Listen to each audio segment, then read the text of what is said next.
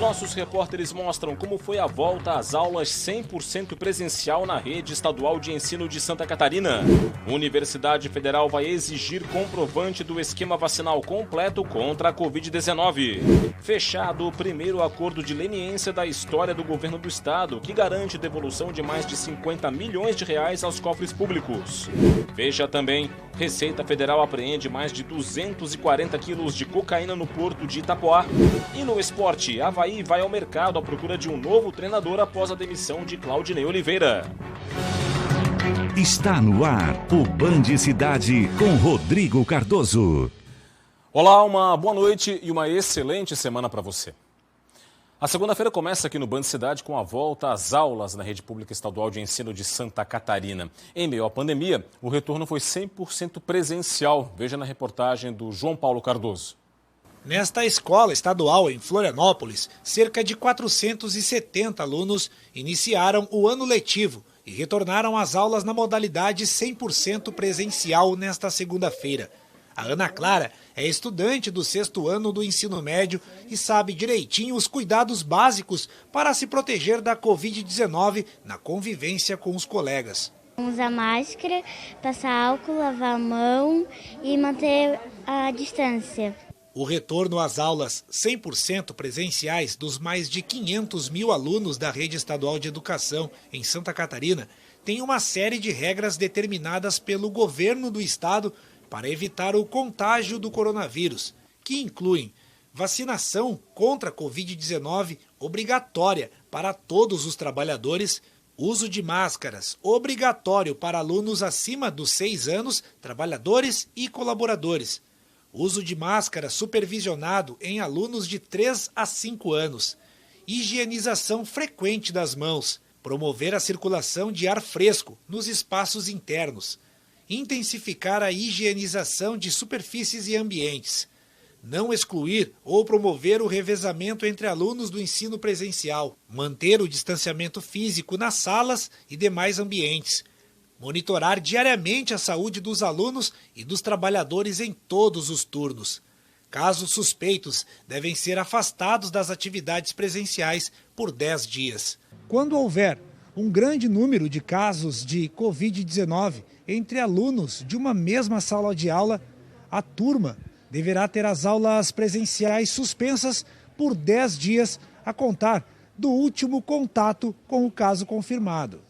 Esta diretora afirma que todas as medidas foram tomadas para que os alunos fossem recebidos com segurança na escola. A gente vai estar fazendo um trabalho diário, de estar passando todos os dias na sala de aula, estar lembrando de todos os regramentos, inclusive com os pais, né? Que ele tem que nos ajudar também nessa parceria, mandando seu filho para a escola com máscara, né? A troca a cada 2 horas, trazer a garrafinha. O secretário de Educação adjunto afirmou que não será exigida a comprovação da vacinação contra a Covid-19 para alunos da rede estadual e que todos os casos ativos de estudantes e profissionais vão ser monitorados por meio de uma plataforma já usada no ano passado. A escola não está imune ao Covid, porém, sim, a escola é um lugar controlado e seguro.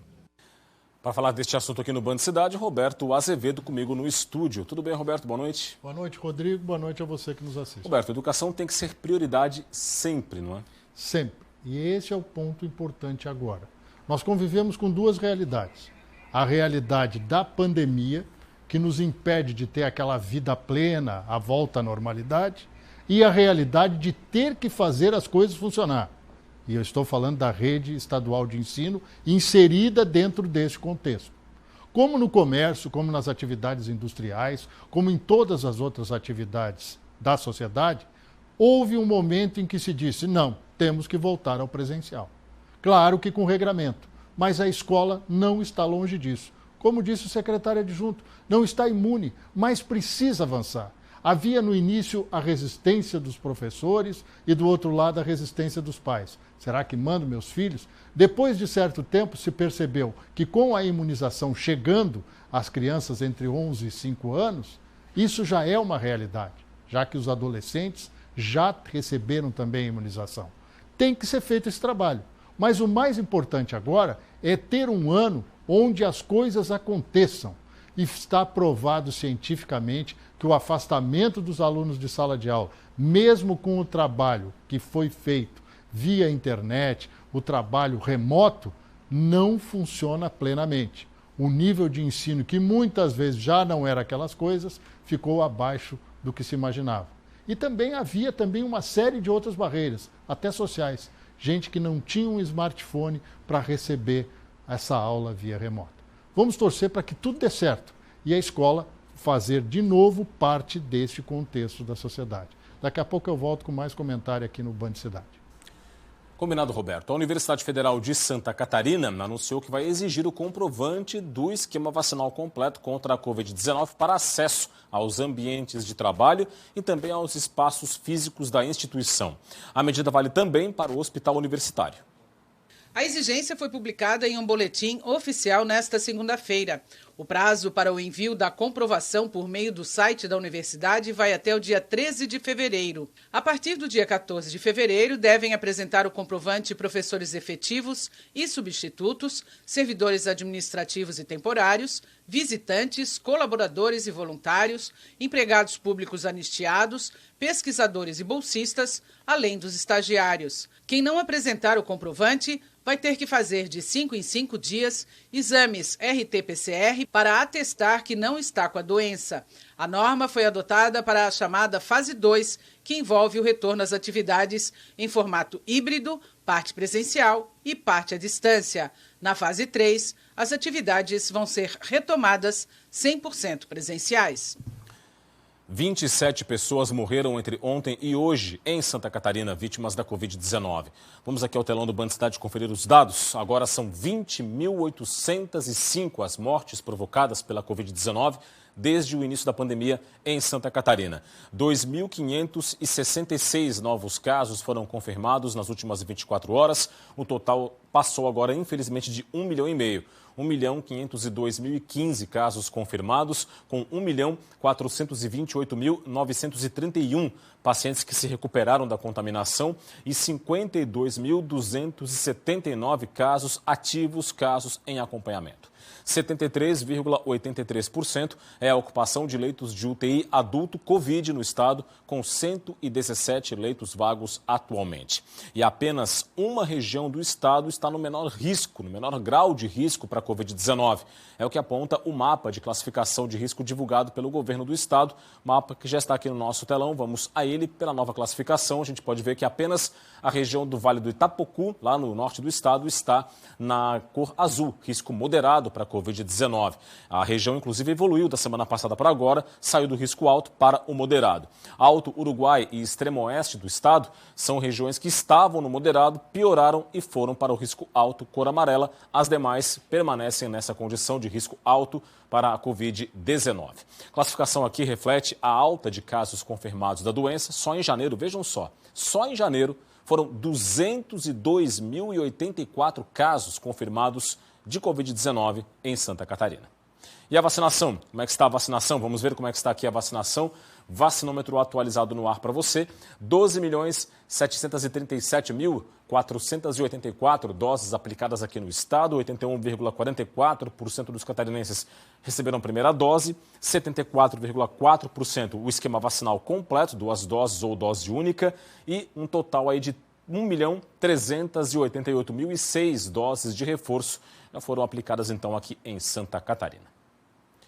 Algo mais depois do Band Cidade, você tem o Jornal da Band. Vamos saber agora os destaques. Quem traz as informações é a apresentadora Paula Valdez. Confira.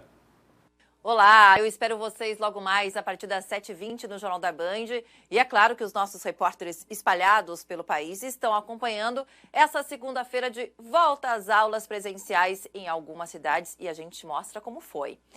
E tem também uma reportagem muito especial falando de uma nova revolução na medicina. Imagina só, paraplégicos podendo retomar movimentos das pernas com a ajuda da eletricidade. É já já. E também fica de olho no dinheiro, viu? O Banco Central anunciou um novo site para consulta daquele dinheiro esquecido nos bancos e a gente conta como fazer. E o mundo é verde. O Palmeiras está pronto para a estreia no Mundial de Clubes, que a Band mostra ao vivo amanhã a partir de 12:30 e no Jornal da Band tem os nossos repórteres por lá também. E também uma reportagem exclusiva com uma música inédita da escritora e atriz Fernanda Young, que morreu há 3 anos. Você não pode perder, já, a gente espera por você. Primeiro acordo de leniência da história firmado pelo governo do estado. Com esse acordo, Santa Catarina garantiu o retorno de mais de 50 milhões de reais para os cofres públicos. Ao todo, o acordo envolveu uma devolução de 50 milhões e 600 mil reais ao Tesouro Estadual, pagos em parcela única. Os recursos foram pagos por uma empresa de tecnologia, alvo da Operação Hemorragia, deflagrada pela Polícia Federal em janeiro do ano passado, que investigou contratos com 6 órgãos e entidades do Poder Executivo entre 2007 e 2019. Além disso, a empresa apresentou documentos que vão permitir o aprofundamento das investigações e a deflagração de processos contra 13 empresas e 20 agentes públicos. O acordo de leniência é um instrumento jurídico que equivale a uma delação premiada de empresas. Por meio do processo, a empresa admitiu a participação em atos ilícitos e se comprometeu a não cometer mais infrações, além de apresentar um programa de compliance que vai ser acompanhado pela Controladoria Geral do Estado. O ministro do Trabalho e Previdência, Onyx Lorenzoni, esteve hoje em Florianópolis. O ministro apresentou o Programa Nacional de Serviço Civil Voluntário para prefeitos catarinenses. O programa, realizado em parceria com os municípios, pretende amenizar os impactos sociais no mercado de trabalho provocados pela pandemia. A ação vai oferecer oportunidades a trabalhadores desempregados para a aquisição de experiência profissional, juntamente com a participação em cursos de qualificação. A prioridade vai ser para jovens entre 18 e 29 anos e também para pessoas com mais de 50 anos que estão fora do mercado de trabalho há mais de 2 anos. Tudo para aumentar a empregabilidade desses trabalhadores e transferir renda por meio de uma bolsa qualificação. De volta aqui o Roberto Azevedo. Roberto, claro que essas agendas são sempre administrativas, mas não tem como fugir dos compromissos de natureza política, não é? Vamos aos fatos, como diria um amigo meu. Onyx Lorenzoni, que era Onyx, mas por causa do carro virou Onyx, é médico veterinário. Então ele sabe muito bem como lidar com animais. Na política, às vezes você tem que fazer isso. Não estou chamando os políticos de animais, mas saber lidar com pessoas que você não consegue calcular a reação. Onyx Lorenzoni foi aquele deputado federal que não assinou, observem bem, não assinou a fusão do DEM, partido ao qual ele é filiado, com o PSL, o antigo partido do presidente Jair Bolsonaro. Portanto, ele não respaldou o partido que vai surgir, o gigante União Brasil, tem mais de 1 bilhão de fundo partidário, sem contar o grande tempo de rádio e de televisão que tem à sua disposição, quase 20% do total. O grande lance, no encontro hoje, foi que ele estava à mesa com o prefeito de Florianópolis, Jean Loureiro, que é pré-candidato ao governo pelo União Brasil e é presidente ainda estadual do DEM, partido de Onyx. Também na mesma mesa estava o senador Jorginho Melo, presidente estadual do PL, partido hoje do presidente da República, que não desgrudou do Onyx, que foi Onyx, mas mudou para Onyx por causa do carro da Chevrolet. Tudo isso leva a crer que Onyx, o rebatizado, deve ir para o partido de Jorginho Melo, o PL, por conta do presidente da República, já que com a União Brasil parece que não tem jogo. Ele, aliás, pediu para a União Brasil apoiar PSL e DEM o presidente Jair Bolsonaro e recebeu um composto não. Dito isso, um grande abraço e até amanhã. Até amanhã, Roberto. A Receita Federal apreendeu hoje 240 quilos de cocaína no porto de Itapoá, litoral norte do estado. A droga tinha como destino a Itália. A droga estava escondida em uma carga de pallets de madeira. Os traficantes introduziram a cocaína no contêiner sem o conhecimento do exportador. Fiscais da Receita detectaram a droga por meio de um scanner. Foi a segunda carga de drogas apreendida pela Receita desde o começo do ano no porto de Itapoá. No dia 7 de janeiro, a fiscalização apreendeu 78,5 kg de cocaína em um contêiner que havia chegado dos Estados Unidos. Agora veja esse flagrante de imprudência e irresponsabilidade que tem se tornado, infelizmente, cada vez mais frequente nas rodovias, nas estradas. Um motorista embriagado foi flagrado ao transitar em zigue-zague, em plena BR-101. O motorista de 47 anos de idade estava andando em zigue-zague com os faróis apagados em Biguaçu, na Grande Florianópolis. Ele chegou a colidir na mureta que separa as pistas da rodovia e foi denunciado por outro motorista pelo 191, número de emergência da Polícia Rodoviária Federal. O denunciante passou informações como placa, sentido, localização exata e identificação.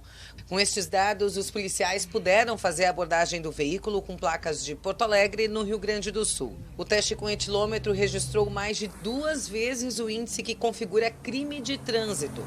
O homem foi conduzido à Delegacia de Polícia de São José, onde vai responder pelo crime do artigo 306 do Código de Trânsito Brasileiro, conduzir veículo automotor com capacidade psicomotora alterada em razão da influência de álcool. Ou seja, dirigir bêbado, né? Olha, o incêndio tomou conta de um barco em São Francisco do Sul, no norte do estado. O fogo começou na manhã de domingo, na praia de Paulas, próximo ao trapiche de um hotel. A embarcação foi tomada pelas chamas. De acordo com os bombeiros voluntários de São Francisco do Sul, o incêndio foi controlado e não teve vítimas. A embarcação seria de uma empresa que atua em portos e também no monitoramento marítimo. A semana começou com a influência de uma massa de ar seco em Santa Catarina. Detalhes para essa terça-feira você confere agora na previsão do tempo.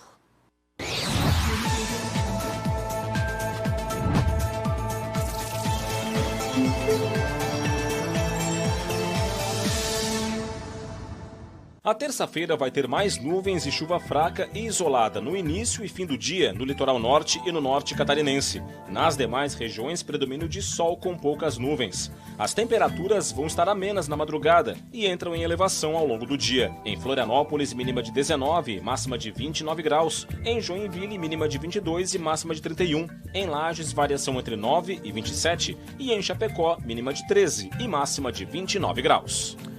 A capital catarinense terminou o primeiro mês do ano com a segunda cesta básica mais cara do país. Dados do Diese aqui no telão do Band Cidade. Vamos a eles. Em janeiro, olha só, o valor foi de R$ 695,59, apenas menor do que o de São Paulo e à frente aí do Rio de Janeiro e da capital do Espírito Santo, a cidade de Vitória. Em Florianópolis, houve inclusive uma alta até expressiva em relação ao mês de dezembro de 2021. Está aqui, 0,87%, de acordo com o Diese, foi a variação dos itens da cesta básica em 12 meses, alta acumulada de 6,79% nos preços dos itens mais básicos para o consumidor, a cesta básica. Falar do esporte.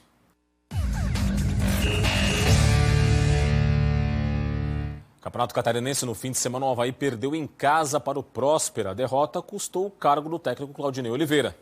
O único gol da partida foi anotado ainda no primeiro tempo. Ramon recebeu pela esquerda, driblou o goleiro Douglas Friedrich e mandou para as redes. Final na ressacada, Avaí 8º colocado com 5 pontos, 0, Próspera 7º colocado com 6, 1. Com a derrota, a diretoria do Avaí demitiu o técnico Claudinei Oliveira. Claudinei deixa o clube com 176 partidas disputadas em 2 passagens pelo Avaí. Foram 79 vitórias, 50 empates e 47 derrotas. Aproveitamento de 54,3%. No currículo, 2 acessos à Série A com o time em 2016 e 2021 e o título do Campeonato Catarinense do ano passado. Em Chapecó, o Brusque derrotou a Chapecoense. Na Arena Condá, Foguinho abriu o placar para os donos da casa. O empate do Brusque veio com o Wallace de cabeça. Fernandinho fez o gol da virada dos visitantes. De pênalti, Alexandro fez o terceiro e fechou o placar. Final em Chapecó, Chapecoense 1, Brusque 3. A Chapecoense é a 4ª colocada, o Brusque vem na 6ª posição. No domingo, o Ercílio Luz goleou o Figueirense por 4-1. Aos 15 minutos, Tito conseguiu fazer o giro e abriu o placar no Aníbal Costa. Tito, o artilheiro do Leão do Sul, ampliou a vantagem. Atrás no placar, o Figueirense então reagiu e aos 39 minutos diminuiu com Gustavo Henrique. Em uma jogada de contra-ataque, Dentinho se antecipou e não deu chances para Rodolfo Castro.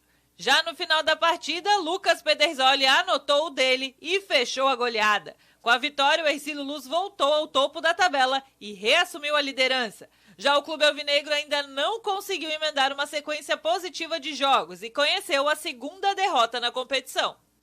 Nos demais jogos, o Joinville perdeu mais uma. O Juventus demitiu o técnico após a derrota para o Barra. Confira os gols. Em Itajaí, Zé Vitor, de cabeça, fez o primeiro do Marcílio Dias diante do Joinville. Douglas Packer dominou e marcou este belo gol, 2-0. Zé Vitor fez o segundo dele e o terceiro do Marcílio. Final, Marcílio Dias 3, Joinville 0. Em Brusque, Bruno Mota abriu o placar para o Camboriú contra o Concórdia. Balotelli ampliou para o time mandante. Maicon Assis fez o terceiro do Camboriú. O Concórdia diminuiu com Léo Novak. Final, Camboriú 3, Concórdia 1. Em Jaraguá do Sul, o Wallace abriu a goleada do Barra sobre o Juventus. Diego Ceará fez o segundo e também o terceiro dos visitantes. O quarto gol veio com Matheus Santana. Vitinho fez o quinto e fechou o placar. Final, Juventus 0, Barra 5. Com a derrota, o Juventus demitiu o técnico Paulo Foiani. Agora o Mundial de Clubes da FIFA nos Emirados Árabes. Amanhã tem a estreia do Palmeiras na competição com transmissão exclusiva da Band. O time brasileiro estreia amanhã às 1h30 e a Band vai fazer uma cobertura mais que especial a partir do 12h30. O adversário é o Al Ahly do Egito e se vencer, o Palmeiras garante vaga na decisão do Mundial para enfrentar o vencedor do jogo entre o Chelsea, representante europeu, e o Al Hilal da Arábia Saudita. Portanto, o Mundial de Clubes é sim na Band. Olha, um dos prédios mais tradicionais de Florianópolis foi entregue à comunidade nesta segunda-feira. O Casarão da Alfândega totalmente recuperado. João Paulo Cardoso. A Galeria do Artesanato reabriu as portas ao público na manhã desta segunda-feira. O local fica no Casarão da Alfândega, que passou por obras, foi recuperado e modernizado. Foram investidos R$ 5.800.000 nas obras. De acordo com a Fundação Catarinense de Cultura, a Galeria do Artesanato é composta por mais de 3.000 peças de artesanato, feita por 70 artesãos de Santa Catarina. A entrada é gratuita. O local fica bem ao lado do Mercado Público Municipal de Florianópolis e fica aberto de segunda a sexta-feira, das 9h30 às 6h30 da tarde e aos sábados, das 9h à 1h da tarde. João Paulo Cardoso, de Florianópolis, para o Band Cidade. Band Cidade que fica por aqui. As reportagens da edição de hoje estão no YouTube da TVBV. Para acessar, aponte a câmera do seu smartphone para o QR Code que está na sua tela. Vem aí o Jornal da Band com as informações do Brasil e do mundo. Amanhã não tem o Jogo Aberto SC e nem o SC acontece por causa do Mundial de Clubes da FIFA, tá certo? Forte abraço, muito obrigado pela audiência, boa noite e até amanhã. Tchau, tchau.